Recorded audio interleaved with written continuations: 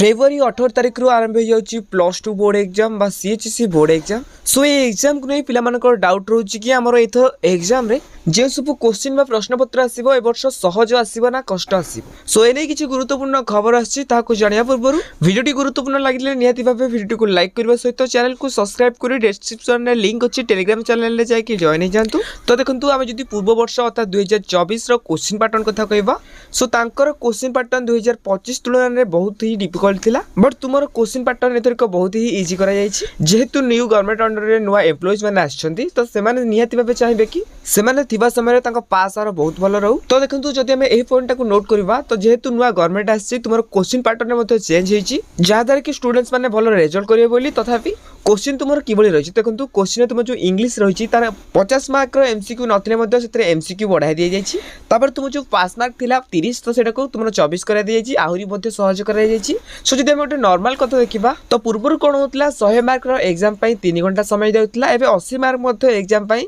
सही 3 घंटा ही समय दिया जिवो। तो जहाँ भी किछि भितरिया खबर रहिछि किछि नुवा अपडेट आछि तुमरो 60 to 70% क्वेश्चन इजी आसीबो आ 20% तुमर मीडियम आसीबो आ 10% तुमर डिफिकल्ट क्वेश्चन रहइबो। बस आपन खाली किछि टेंशन न नै तो आराम से पढंतु भल से पढंतु देखिबे रिजल्ट तुमर बहुत ही एथरा भलो हेबो।